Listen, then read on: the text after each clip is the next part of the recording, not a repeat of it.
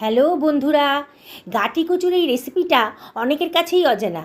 আপনি যাকে খাওয়াবেন না এই রেসিপিটা করে, সেই কিন্তু আপনাকে জিজ্ঞেস করবে যে কেমন করে বানিয়েছেন। এত টেস্টি। আর এই অজানা রেসিপিটা বানাতে কিন্তু আমার খুব বেশি টাইমও লাগেনি। মিনিট 15-এর মধ্যে কিন্তু এই অজানা রেসিপিটা আমি তৈরি করে ফেলেছি। চলুন তাহলে বানানো যাক। আমি একটা তাওয়াতে 2 টেবিল চামচ মতো সর্ষের তেল নিয়ে নিয়েছি, আর তার মধ্যে আমি 4খানা মাঝারি সাইজের পেঁয়াজকে খোসা ছাড়িয়ে মাঝখান দিয়ে কেটে দিয়ে দিয়েছি। দেখুন ভিডিওতে যেমন দেখাচ্ছি। এবার 2খানা টমেটোকেও আমি মাঝখান দিয়ে কেটে তাওয়ার উপরে দিয়ে দিলাম। এবারে আমি এর ভেতর দিয়ে দিচ্ছি একটা বড় রসুন, মুখটা ছাড়িয়ে দিয়ে দিলাম। আর দিয়ে দিলাম 2খানা শুকনো লঙ্কা, ওপর থেকে একটু লবণও ছড়িয়ে দিলাম। এবার ঢাকা দিয়ে দিয়েছি। মিনিট 2 বাদে ঢাকাটা তুলে দেখুন আমি এটাকে একটু ওলট পালট করে দেবো, মানে পেঁয়াজগুলোকে একটু ওপর নিচ করে দেবো, নাহলে পুড়ে যেতে পারে। দেখুন সুন্দর একটা কালার চলে এসছে, টমেটোটার গায়েও কিন্তু সুন্দর একটা কালার এসে গেছে। সব কিছু আমি উল্টে পাল্টে দিলাম, দিয়ে আবারও আমি এটাকে একটু ঢাকা দিয়ে রান্না করে নেব। খুবই দারুণ সুন্দর একটা টেস্টি রেসিপি তৈরি হতে চলেছে। আমি এখানে প্রায় 600 গ্রাম মতন গাঁটি কচু নিয়েছি।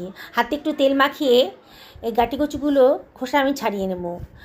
আর হাতে একটু তেল মাখিয়ে ছাড়াবেন, তাহলে কিন্তু হাত চুলকাবে না। অনেক সময় অনেকে বলেন যে গাঁটি কচু কাটলে পরে হাত চুলকায়।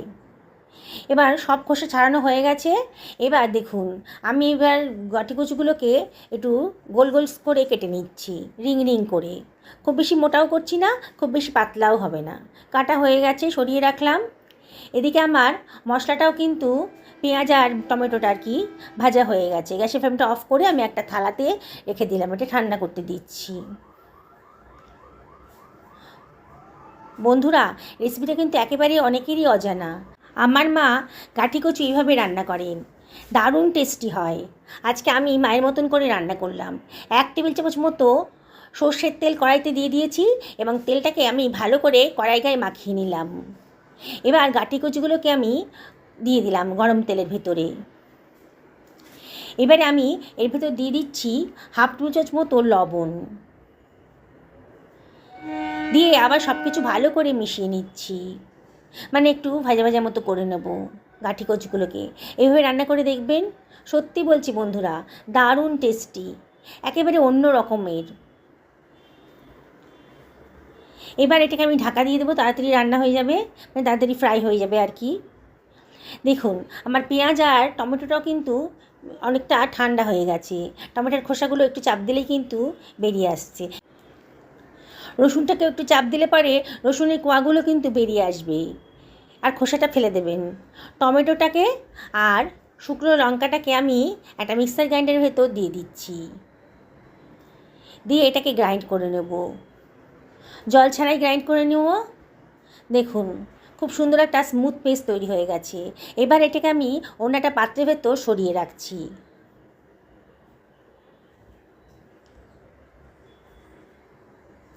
সমস্ত মশলাটাই আমি অন্য একটা পাত্রের ভেতর সরিয়ে রাখলাম। এবারে পেঁয়াজ আর রসুনটাকে আমি মিক্সার গ্রাইন্ডারের ভেতর দিয়ে দিচ্ছি, দিয়ে এবার এটাকে গ্রাইন্ড করে নেব।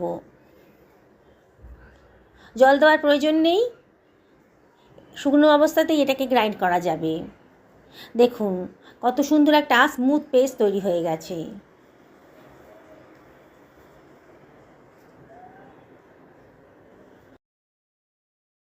এবার সরিয়ে রাখলাম।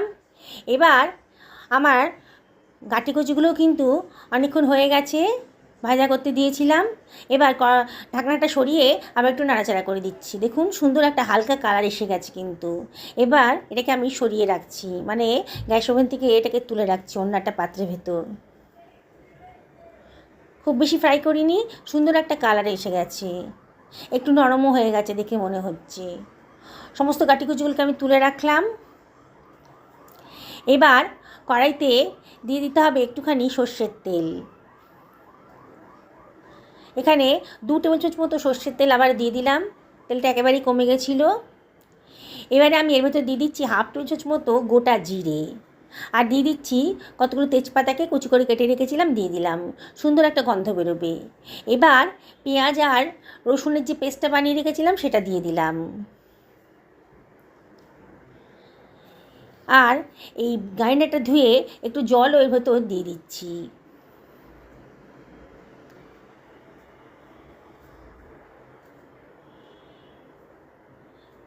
দিয়ে সব কিছু ভালো করে মিশিয়ে নেব। গ্যাসের ফ্লেমটা হাইতেই রেখেছি, আর অনবরত কিন্তু নাড়তে হবে। আবার একটু লবণও দিয়ে দিলাম এর ভেতরে। আগে একটু লবণ দিয়েছিলাম ভাজার সময়। এবার 1 টেবিল চামচ মতো হলুদের গুঁড়ো দিলাম, 1 টেবিল চামচ মতো ধনের গুঁড়ো, 1 টেবিল চামচ জিরের গুঁড়ো, আর দিচ্ছি 1 টেবিল চামচ লঙ্কার গুঁড়ো। দিয়ে সব কিছু আবারও খুব ভালো করে মিশিয়ে নিচ্ছি। অনবরত কিন্তু নাড়তে হবে। নেড়ে নেড়ে ভালো করে মশলাটাকে কষিয়ে নেব। যত ভালো করে কষাবেন ততই কিন্তু রান্নার টেস্টটা সুন্দর আসবে। বেশ ভালো করে কষানো হয়ে গেছে যখন, তখন টমেটো আর শুকনো লঙ্কার পেস্টটা আমি দিয়ে দিলাম। বাটি ধুয়ে একটু জলও এর ভেতর দিয়ে দিচ্ছি। দিয়ে আবারও সব কিছু ভালো করে মিশিয়ে মশলাটাকে কষিয়ে নেব। দেখুন আস্তে আস্তে কিন্তু মশলার কালারটা চেঞ্জ হয়ে যাচ্ছে। সুন্দরভাবে চেঞ্জ হয়ে গেছে যখন, মানে সুন্দর করে কষানো হয়ে গেছে যখন, তখন আমি ভেজে রাখা গাটি কচুগুলোর ভেতর দিয়ে দিচ্ছি। দিয়ে আবারও সব কিছু ভালো করে মিশিয়ে নিচ্ছি। দেখুন বন্ধুরা, কত সুন্দর একটা কালার এসে গেছে। বানানোটা একেবারেই সোজা, কিন্তু এর টেস্টটা একেবারেই অসাধারণ। এবার এর ভেতর দিয়ে দিচ্ছি গরম জল। 1 বাটি পরিমাণ গরম জল পাশের ওভেনে গরম করতে দিয়ে দিয়েছিলাম, সেটা দিয়ে দিলাম। দিয়ে ঢাকা দিয়ে মিনিট 10 রান্না করে নেব মিডিয়াম টু লো ফ্লেমে। দেখুন 10 মিনিট বাদে দেখেই মনে হচ্ছে আমার কিন্তু গাঁটি কচুগুলো বেশ নরম হয়ে গেছে, মানে সেদ্ধই হয়ে গেছে। এবার এর ভেতর 1 টেবিল চামচ মতন তেঁতুলের পাল্প দিয়ে দিলাম। এইভাবে করবেন, তাহলে কিন্তু একেবারেই গলা চুলকাবে না। অনেক সময় কিন্তু গাঁটি কচুতে গলা চুলকায়, কিন্তু তেঁতুলটা দিলে পরে, তেঁতুলের পাল্পটা যদি দিয়ে দেন তাহলে আর একদম গলা চুলকাবে না। অসাধারণ টেস্টি রেসিপিটা তৈরি হয়ে গেল। লোকে মাছ মাংস ফেলে কিন্তু এই রেসিপিটাই খেতে চাইবে, এত টেস্টি হয়েছে। দেখুন এর ভেতরে আমি 1 টেবিল চামচ মতো চিনি দিয়ে দিলাম। চিনিটা অপশনাল, তাহলে দিলে পরে কিন্তু দারুণ সুন্দর একটা টেস্ট আসে। গরম মশলা গুঁড়োও দিয়ে দিলাম 1 টেবিল চামচ মতন। দিয়ে আবারও সব মিশিয়ে নিচ্ছি। বন্ধুরা কালারটা দেখুন, দেখেই কিন্তু জিভে জল চলে আসবে। ছোটোবেলায় আমার মা এরম করে আমাদেরকে রান্না করে খাওয়াতেন, এত টেস্টি হতো না। এটা দিয়ে আমাদের ভাতই বলুন আর রুটিই বলুন, দারুণ সুন্দর খাওয়া হয়ে যেত। তবে আমার মা কিন্তু এর সঙ্গে নান রুটি বানাতেন, আটা দিয়ে তৈরি করতো নান রুটি। নান পরোটাই বলুন বা রুটিই বলুন, আটাটাকে ময়দা দিয়ে, কালো জিরে দিয়ে আর লবণ দিয়ে মেখে রেখেছিলাম। তারপরে রুটির মতো করে বেলে গরম তাওয়াতে দিয়ে দিয়েছি। রুটির যে পোর্শনটা তাওয়াতে দেবেন না, সেদিকে কিন্তু জলের প্রলেপ লাগিয়ে দিতে হবে। এবার ওপর পোর্শনটা একটু শুকনো শুকনো হয়ে গেলে তাওয়াটাকে উল্টো দিকে ধরে গ্যাসের ফ্লেমের ওপর ভালো করে সেঁকে নিতে হবে। দেখুন এইভাবে শাঁকা হয়ে গেছে, সুন্দর একটা কালার চলে এসেছে। এবারে আমি 1 টুকরো মাখন ওর ওপরে দিয়ে দিচ্ছি। আপনি যদি মনে করেন রুটি খাবেন, তাহলে মাখনটা দেওয়ার প্রয়োজন নেই। তো এইভাবে মাখনটা দিয়ে রান্না করলে পরে কিন্তু দারুণ সুন্দর টেস্ট আসে।